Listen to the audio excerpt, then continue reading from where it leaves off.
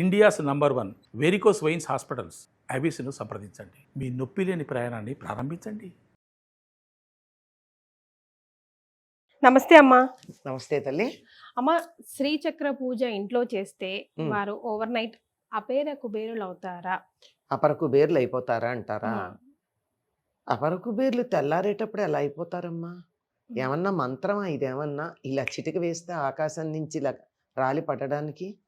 శంకర్లంతటి వారు శ్రీచక్ర పూజా విధానం అదంతా మనకి ఏర్పాటు చేసి మనం ఎలా చేసుకోవాలో రకరకాలైనటువంటి క్షుద్ర పూజల నుంచి పక్కకు జరిపించి సాత్వికమైన గొప్ప పూజా విధానం అందించినటువంటి శంకర్లంతటి వారు ఒక పేద బ్రాహ్మణికి ధనం కావాలంటే కనకధారాస్తవం చేస్తే బంగారు ఉసిరికాయల వర్షం పడింది అని చెప్తారు కదా. అవునమ్మా, వాస్తవమే అది, అందులో అబద్ధమే. చెప్తారు అంటే అబద్ధం కాదు, జరిగినటువంటిది పరంపరాగతంగా మనం వింటున్నాం. అసత్యమైతే కాదు. ఎక్కడ బంగారు ఉసిరికాయల వర్షం పడిందో ఆ ప్రాంతము ఉంది, ఆ బ్రాహ్మణి ఇల్లు ఉంది, ఎండిపోయిన ఉసిరికాయ ఇచ్చినటువంటిది, ఇదంతా చరిత్ర. అట్లాంటిది ఆయన శ్రీచక్ర పూజ చేసి తెల్లారేటప్పటికి ఆవిడ్ని కుబేరుడు అయ్యేటట్టుగా చేసి ఉండొచ్చుగా. మరి కాదు, ఇవి చక్కగా చేస్తే అసలు ముందు శ్రీచక్రార్చన చెయ్యాలి అంటే ఎన్ని నియమాలు పాటించాలమ్మా? అసలు మనకి ఏం అర్హత ఉండాలమ్మా? అర్హత ఉండాలి. శ్రీచక్రార్చన చేసేటటువంటి వారు షోడశి కనీసం పంచదశి మంత్రాన్ని ఉపదేశం పొంది ఉండాలి. ఓకే. మరి ఈ రోజుల్లో ఎవరు పడితే వాళ్ళు అందరిలో కామన్ గా ఉంటుంది కదమ్మా. శ్రీచక్రం ఇంట్లో మామూలుగా ఉండడం వేరు, శ్రీచక్రం ఇంట్లో పెట్టుకుని దానికి ఇంత కుంకం వేయడం వేరు, మీరన్న శ్రీచక్ర అర్చన చేయడం వేరు. శ్రీచక్రార్చన చెయ్యాలి అంటే ఆ శ్రీచక్రంలో ఉండేటటువంటి అందరు దేవతలని ఆవాహన చెయ్యాలి.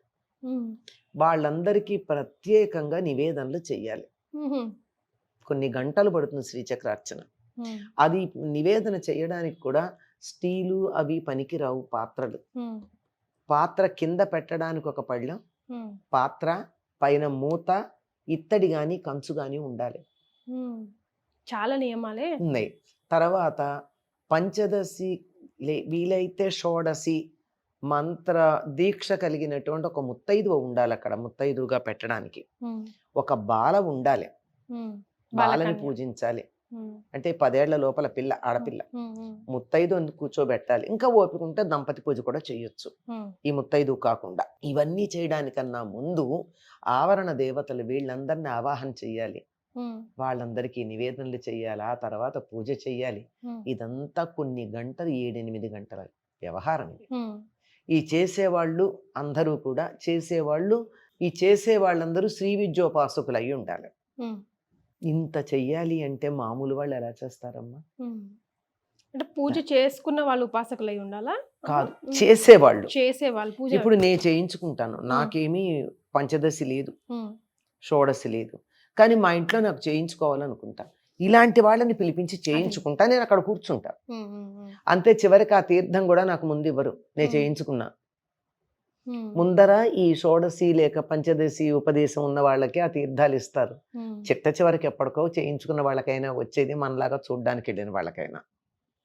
కనుక అలా చేయించుకున్నట్టయితే నిజానికి శ్రీచక్రం మన శరీరానికి సంకేతం కనుక అక్కడ దాన్ని పూజించినప్పుడు ఈ శరీరం కూడా శుద్ధి అవుతుంది. నిజంగా శ్రీచక్రార్చన చేసేటప్పుడు ఆయా దేవతలను మన శరీరంలో ఎక్కడెక్కడ ఉన్నారో ధ్యానం చేసుకుంటూ చేసినట్టయితే మనకి మనం చేసుకున్నట్టే అవుతుంది. వైబ్రేషన్స్ తెలుస్తాయి కదా, తెలుస్తాయి. చాలా బాగుంటుంది, చక్కగా ఉంటుంది. ప్రతి దానికి కూడా అంతసేపు చేస్తే ఆ ఇంట్లో ఆ శ్రీచక్రార్చన చేసినటువంటి ప్రాంతంలో కొద్ది కాలం పాటు మంచి వైబ్రేషన్స్ ఉంటాయి. అందులో కూర్చున్నప్పుడు కూడా మనకి ఎంతో హాయిగా, సంతోషంగా, వైబ్రెంట్గా అనిపిస్తుంది. ఇప్పుడు కొన్నిసార్లు ధ్యానాలు అవి చేస్తే సైలెంట్గా ఉంటుంది. ఆ సైలెన్స్ వేరు. ఆ సైలెన్స్లో వైబ్రెన్సీ ఉండాలి. ఉత్తేజం కలిగినటువంటి ఆనందం కలగాలి. శాంతంతో కూడిన ఆనందం, శాంత ఆనందం అంటారు. ప్రశాంతంగా, ఆనందంగా ఉండాలి. ఇలా ఉండేటటువంటి స్థితి మనకు అక్కడ రావడం జరుగుతుంది. ఇది అసలైనటువంటి ఆనందం పొందాక భౌతికమైన ధనానికి ఏముందమ్మా? అమ్మవారు ఏదైనా ఇవ్వగలదు గనక వారి వారి అర్హతల్ని బట్టి వారికి ధనం ఇస్తుంది. ఈ అపర కుబేర్లు అంటే అంబానీ అదానీలాగా అయిపోతారని చెప్పలేం, టాటా బిర్లాలాగా అయిపోతారని చెప్పలేం. అంతకు ముందు ఉన్నటువంటి దారిద్ర్యం పోవడం మాత్రం తప్పదు, ఓకే. తప్పనిసరిగా. ఈ దారిద్ర్యం ఎన్ని రకాలుగా ఉంటుంది మనకి? ఆరోగ్యం అవ్వచ్చు, డబ్బే కాదు, సంతోషం లేకపోవడం అన్ని అవ్వచ్చు. రకాలైన దరిద్రాలు ఉన్నాయి. మరి ఇవేమీ లేకుండా ఉంటుంది. కానీ మా. త్రికరణ శుద్ధిగా చెయ్యాలి, నియమం పాటించాలి. ఒకవేళ నాకు ఆ ఉపదేశాలు ఏమీ లేవు, శ్రీ విద్యోపాసన లేదు, మంత్ర ఉపదేశం లేదు, అయినా సరే నేను చేయలేను, చేయించుకోవచ్చు. చేయించుకున్నట్టయితే నియమాలు పాటించాలి. ముందు రోజంతా ఉపవాసం చేయాలి, భోజనం చేయకుండా ఉండాలి. రాత్రి ఆ రోజు కూడా పూజ అంతా అయ్యేదాకా ఏమీ తినకూడదు. ఈ రోజుల్లో కొంచెం కష్టమే అట్లా ఉండడం. అందువల్ల పాలో ఓ పండు, మరి ఒక అరడదన అరటిపళ్ళు దగ్గర పెట్టుకుని మింగడం కాదు. ఏదో ఒక పాలు కాసిన పాలు ఒక పండు ఒకసారి స్వీకరించవచ్చు. అలా కూర్చొని చేయించుకుంటే బాగుంటుంది. అమ్మ, ఇన్ జనరల్ గా అసలు జనరల్ గా కామన్ గా ఇంట్లో శ్రీచక్రం పెట్టుకుంటే పాటించవలసిన ఇన్ జనరల్ నియమాలు ఏంటి, చేయకూడని తప్పులేంటి? శ్రీచక్రం ఇంట్లో గనుక ఉన్నట్టయితే మేరు ఉండదు సాధారణంగా. మేరు అంటే ఇలా 3 డైమెన్షన్ లో ఉండేది. ఇలా మామూలుగా భూప్రస్థారం అంటారు, మామూలు రాగి రేకు మీద ఉంటుంది. అది ఉన్నట్టయితే రాగి రేకు మిలమిల మెరుస్తూ ఉండేట్టు చూసుకోవాలమ్మా. మరకలు ఉండకూడదు, మకిలి పట్టకూడదు. First point. ఓకే. అది తప్పులు లేకుండా ఉన్నది తీసుకోవాలి. అందులో అప్పుడప్పుడు హడావిడిగా చేస్తూ తేడాలు ఉంటాయి. ఎవరన్నా తెలిసిన వాళ్ళకు ఒకసారి చూపించి తీసుకోవాలి. తీసుకున్న తర్వాత కనీసం వారానికి ఒకసారి దానికి అభిషేకం చేయాలి. వారానికి ఒక్కసారి కనీసం. నిత్యం చేస్తే మరీ మంచిది.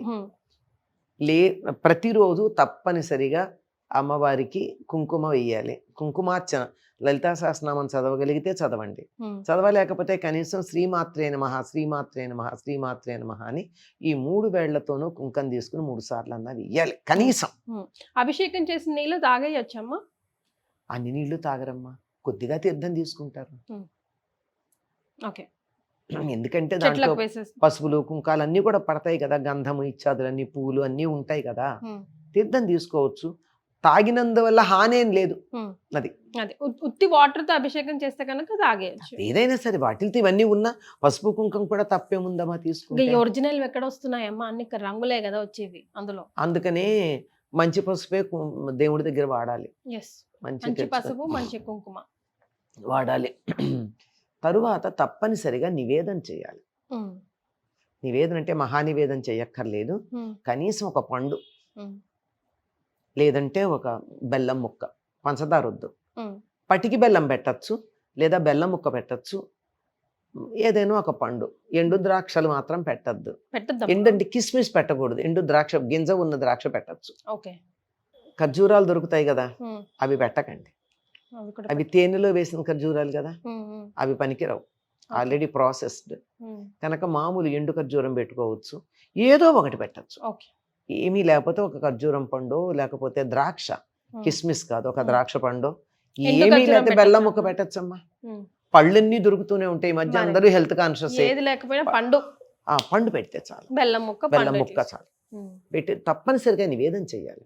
ఎలాగో దీపం పెడతాము, అగరొత్తి వెలిగిస్తాము కనుక ఆ కుంకుమ ఇవి వేయడం, గంధం చాలా ప్రధానం. అమ్మ, మనం ఇప్పుడు నివేదన చేసినప్పుడు ప్రసాదం తీసుకుంటాం కదా, వెంటనే అక్కడే పెట్టాం కదా, కొంచెమైనా పెట్టాలా? అలా ఏం లేదమ్మా, వేస్ట్ చేయకూడదని మనం మొత్తం తీసేస్తాం కదా. అట్లా మొత్తం తీసుకున్నా తప్పేం లేదు. ఇప్పుడు అన్నం మహానివేదన చేస్తారమ్మా, పెట్టింది అక్కడే పెడతారా? మహానివేదన చేశాక గిన్నె పెట్టరు, తెచ్చుకుంటున్నాం కదా. మేమైతే ఇది మా ఊహ అంతే. మా ఇంట్లో అందరం చేసే పని, ఒక గ్లాస్తో నీళ్లు నివేదన చేసేటప్పుడు పెడతాం, అన్నం తీసేస్తాం మహానివేదనది, గ్లాస్ మాత్రం అక్కడ మూత పెట్టి అక్కడ పెడతాం. మధ్యలో కావాలంటే మంచినీళ్ళు తాగుతారని మంచినీళ్ళ గ్లాస్ మాత్రం ఉంచుతాం, అంతే. నివేదన తీసేస్తాం. మహానివేదన చేశాక ఉంచుతారా? గుళ్ళో కూడా నివేదన చేశాక నైవేద్యం అక్కడ ఉంచుతారా, తీసుకొస్తారా? మరి ఏంటి ఏ పిచ్చి ఆలోచనలమ్మా. మధ్య మధ్యలో దేవుడు కాకలేస్తే నా డౌట్ అందుకని బోలెడు మంది మంచినీళ్ళు పెడతాం. కాదు, బోల్డ్ మంది బాగానే పెడుతూ ఉంటారు కదా, అవసర నివేదనలు పెట్టే ఉంటాయిగా. మనలాగా జిహ్వచాపల్యం ఏం లేదు. మరి. మనం పెట్టాం గనక మనం ఏమన్నా అనుకుంటామని మన భక్తికి వసుడైపోయి ఆయన అనుగ్రహంతో స్వీకరిస్తాడు తప్ప. అయితే చెయ్యకూడని తప్పులేంటమ్మా శ్రీచక్రం ఇంట్లో ఉంటున్నప్పుడు? ఇంట్లో ఉంటేనమ్మా అన్ని అంటూ అవన్నీ కలపకూడదమ్మా. అంటూ ముట్టు అమ్మ ఇలా కలపకుండా ఉంటే చాలు. మెయిన్ గా ఆ అమ్మవారి దగ్గరికి, ఆ గుడి అదే అమ్మవారు ఉన్నటువంటి పూజ దగ్గరికి వెళ్ళేటప్పుడు స్నానం చేసిన బట్టలతో వెళ్ళండి, పాచి బట్టలతో వెళ్ళొద్దు. నైట్ వేసుకోకూడదు. నైటీ వేసుకోవద్దని ఎవరు చెప్పలేదమ్మా. ఉమ్, నైటీ వేసుకుంటే విషయం ఏమిటంటే కింద చెడ్డీ ఉండాలి. ఉమ్. ఏక వస్త్రం ఉండకూడదు. కాదు, ఉమ్. విషయం అది కాదు. ఉమ్. కింద గోచి ఉండాలి, అది. ప్రధానం అది. ఉమ్, ఇప్పుడు మడి కట్టుకునేది ఇప్పుడు ఇలాంటి బట్టలతో మేము పూజ చెయ్యం కదా, ఇక బయటకు వచ్చేటట్టు. ఉమ్. ఇంట్లో పూజ చేసేటప్పుడు గోచి పెట్టుకుని కట్టుకుంటా కదా, మడి బట్టే వేరుంటుంది. ఉమ్, మీరు ఎప్పుడైనా ఇంటికి వస్తే పొద్దున పూట అదే అట్లాగే కనపడతాను నేను. ఉమ్, ఎందుకు అంటే మన ఏ రంధ్రాలు కూడా ఓపెన్గా ఉండకూడదు దేవుడి దగ్గర పూజ చేసేటప్పుడు. ఓకే. కళ్ళు చెవులు అయితే చేయలేము. ఉమ్, మూతికి కూడా బట్ట కట్టుకుని చేస్తారు, మీరు వైష్ణవాలయాల్లో గమనించండి ఉమ్, కదా. ఉమ్, అంటే గాలి వెళ్ళి మన ఉచ్ఛ్వాస నిశ్వాసాలు వెళ్ళి దేవుడికి నివేదన చేసే పదార్థాల మీద పడతాయని. అలాగే అంతకన్నా భయంకరమైన ద్వారాలు ఉన్నాయి కనుక కింద అవి క్లోజ్ చేసుకుంటూ, తప్పు కాదమ్మా విషయం చెప్పి, అవి క్లోజ్ చేస్తూ గోచి పెట్టి చేయాలి. ఎవరైనా సరే కచ్చపూసకుండా మగవాళ్ళు కానీ ఆడవాళ్ళు కానీ పూజ చేయకూడదు. ఉమ్, ఉమ్, ఉమ్. లుంగి కట్టుకుని చేయరు, మీరు గమనించండి. మరి పంచ కడతారు కదా, పంచ కడతారు. పంచ కట్టినప్పుడు కుచ్చెలు పోసి గోచి పెట్టి కడతారు కదా, ఉమ్, అలాగే కట్టాలి. yes. అంటే మరి వెంటనే అనుమానం వస్తుంది, తమిళియన్స్ లుంగీలు కట్టుకుంటారు కదా అని. ఉమ్, వాళ్ళకి తప్పనిసరిగా లోపల లంగోట ఉంటుంది, ఉమ్, తమిళియన్స్ లుంగి కట్టుకున్నా. ఓకే. అంచేతది నైటీ అని మీరు అన్నారు కనుక చెప్పాను. టాపిక్ వచ్చింది. అది Yes. ఉతికింది, ఉతికిన బట్టలు వేసుకోండి. లోపల కచ్చా బదులు ఇంకోటి పెట్టుకుంటున్నాం, ఉండాల్సిందే. మరి పైన వల్లెబాటు ఉండాలి. నైటీ వేసుకోండి, పైన నైటీతో పాటు ఉతికారేసినటువంటి ఈ నైటీ, తర్వాత ఒక చున్నీ దగ్గర పెట్టుకుంటే నైటీ వేసుకుని చున్నీ వేసుకుని చేసుకోండి. అది రైట్ మా చాలా సంతోషం. ధన్యవాదాలు. నమస్తే అమ్మా.